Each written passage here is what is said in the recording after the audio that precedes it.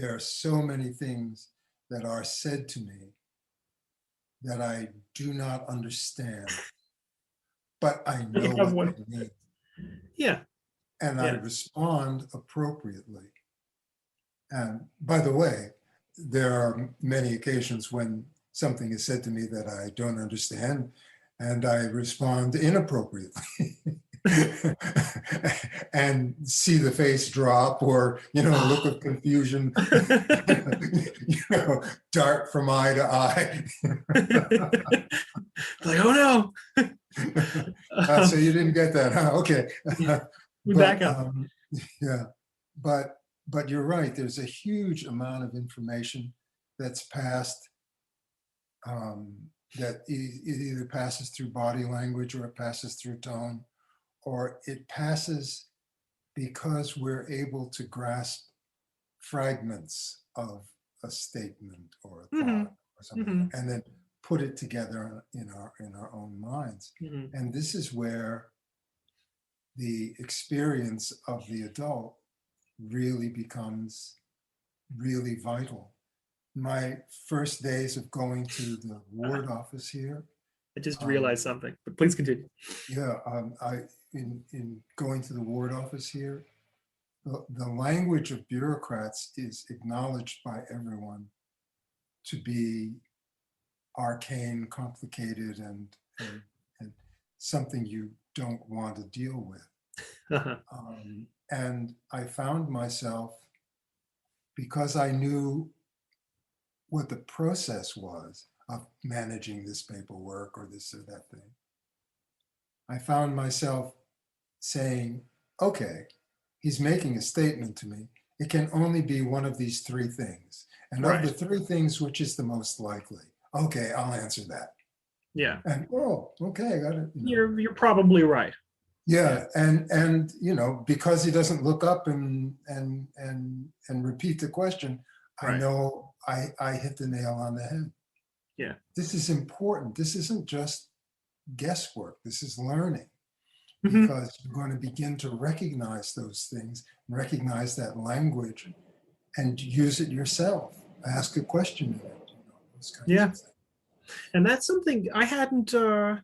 I actually I wasn't entirely convinced by the argument in Becoming Fluent that the difference that adults are different but not inferior to children when it comes to learning languages. I Right. sort of thought that that was just patting us on the head and saying they're there because children really are amazing at picking up Mm-hmm, languages. mm-hmm, mm-hmm. But thinking about my daughters, they don't have that skill. They don't, although all of their words are pronounced beautifully and connect to one another in complicated Mm-hmm. grammatical ways, they don't make any sense. Like you say, did you are that thing you're playing, that dirt you're playing with over there? Don't eat that dirt. And the little Mm-hmm. and Ellie will answer back, there's an owl in the tree and he's looking at me. Like, what?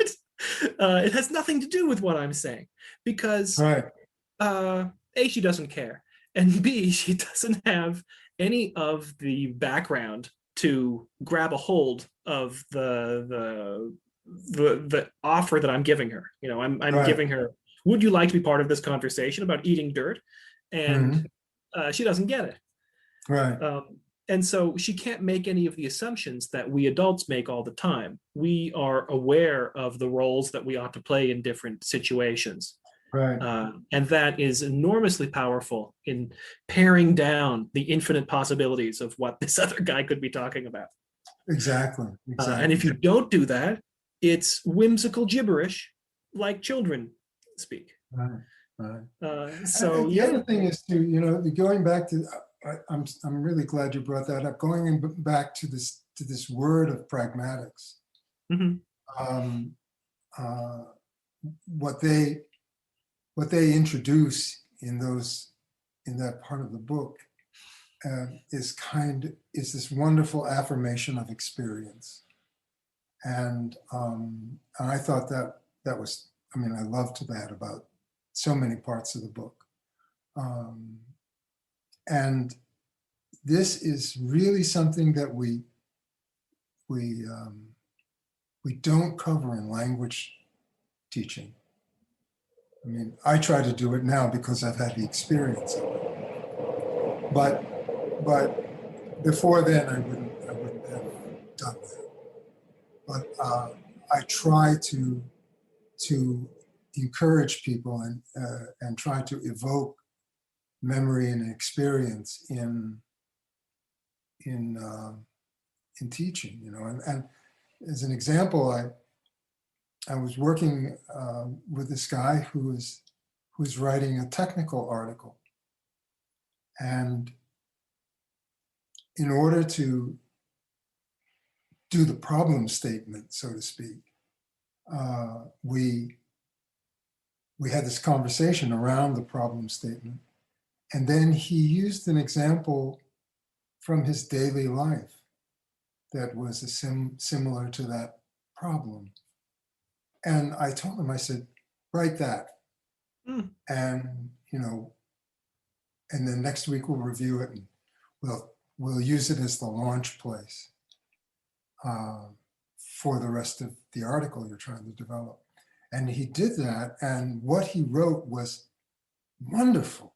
It was so alive and vivid and immediately you were drawn into being on his side, as it were. Mm-hmm. Mm-hmm. Not because he was right, but because in fact what he was doing was saying, this is how I was wrong. But because he was frank and relating an experience that we all have shared in one way or another. It was a wonderful piece of writing. And he made himself a person. He made himself a person, and he made the problem a real problem that we can share.